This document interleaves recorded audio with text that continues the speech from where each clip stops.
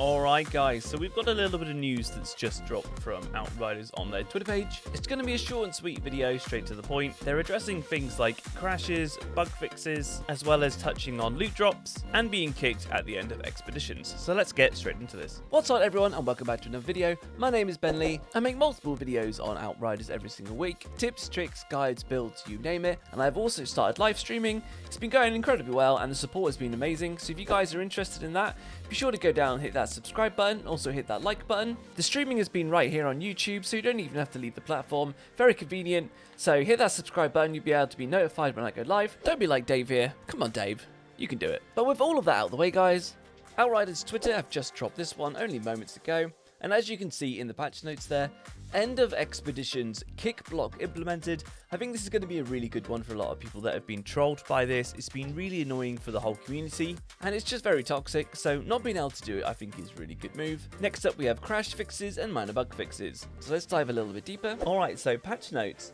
Implemented a block that prevents players from kicking other players towards the end of an expeditions session, so you're still going to be able to kick people at the start or halfway through.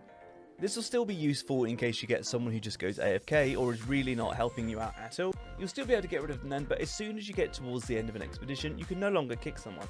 So for all those players that have experienced this toxic behavior, at least that's going to be fixed out now. So that's really good news. Next we have implemented a region-based matchmaking to improve the quality of multiplayer connections. Only time will tell how much this actually improves the connections. I really hope it works really well. I know there are a lot of people such as technomancers are really struggling at the moment if they're not the host, that they can lose their toxic rounds due to lag and other connection issues. So honestly, I'm really hoping that this is going to have a nice impact for them. Next up, we have updated the login signing in text to better reflect the current signing in process setup. I don't really feel like I need to touch on this. It's just going to give you a little bit more better information when you're signing in. And then they have fixed crash and memory leak issues. Now this could be absolutely huge. I crashed quite a bit in this game and I know loads of you guys do as well.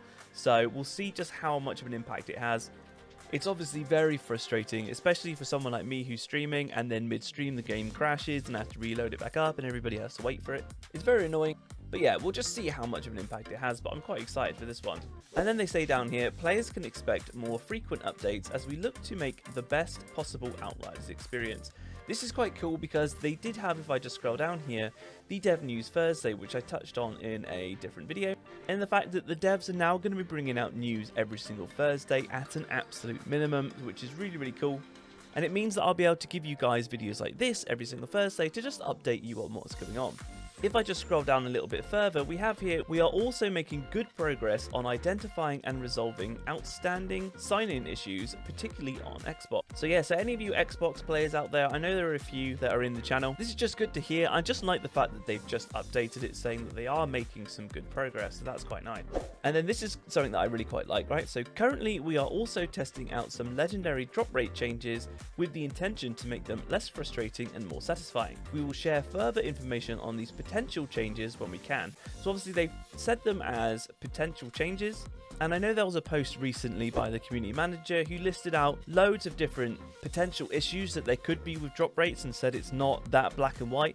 I personally think that he overdid it a bit there, and it is quite simple. I think just a general buff across the board will be good enough to keep the player base happy. It doesn't even need to be an extremely large amount of drop rate increases or anything like that, in my opinion. I just feel the player base at this stage needs to have a buff in drop rates. There's lots of people that are very, very frustrated because they can't get like a specific piece of gear to finish their build, even after some people as far as 3, 4, even 500 hours of grinding on a single character can't get their builds done. So I do feel that is too much for a non-live service game that this is. But yeah, I'm looking forward to what these potential changes are and when we can see them. Then next up, they've got our team is also hard at work on the Stadia version of Outriders with upcoming fixes and stability updates as we aim to get a fully integrated solution soon, which is cool.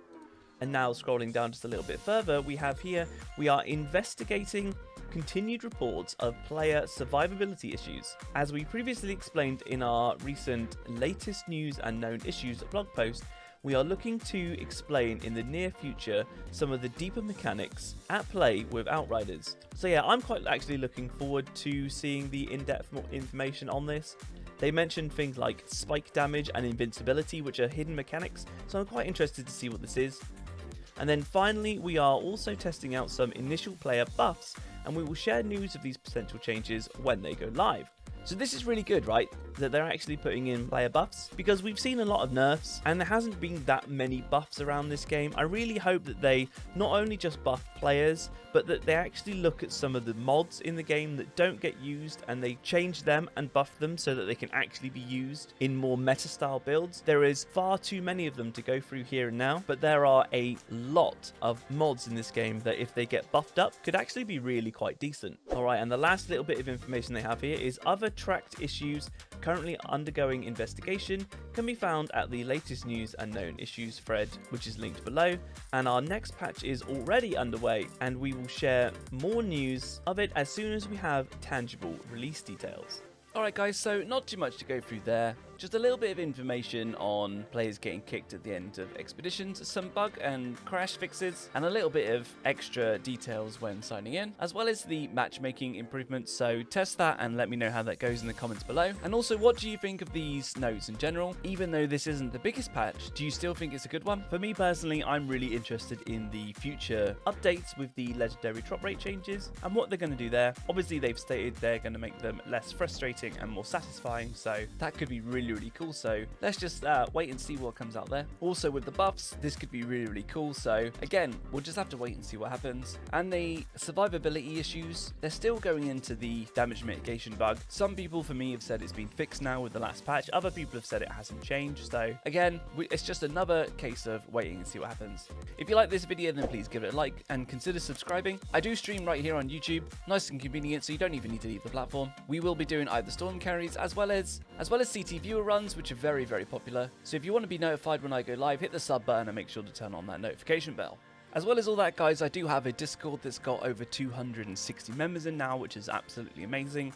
We talk all things Outriders, as well as a couple of random chat and stuff, and the community in there is absolutely amazing. It's so friendly and everyone's really helpful, so feel free to do that. The link will be in the description below. Again, people in there are always teaming up for CT carries and helping each other out, so it's a really good resource, and obviously it's completely free, so hopefully I'll see you guys in there. And I'll leave you with the footage here of this Boomtown run from my most recent build video. The Ash Blast Pyromancer build is absolutely incredible, and you'll see just how good it is. But yeah, enjoy the footage, guys, and until the next one, I hope you had a very nice day, and I'll see you again soon. See you now. What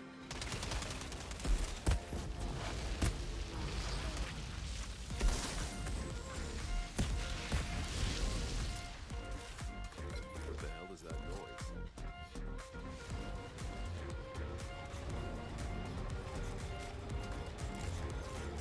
It's like I've wandered into some maniac's idea of a party.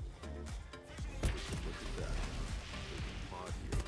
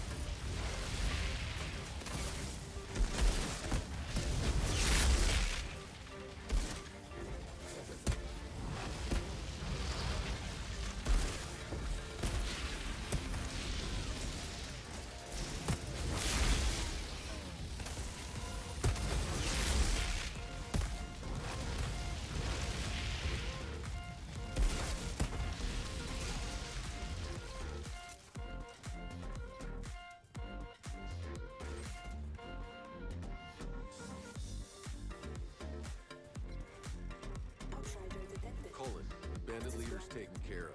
The pass is clear. Where did these bandits come from anyway? They were insurgents. Defected to our side months ago.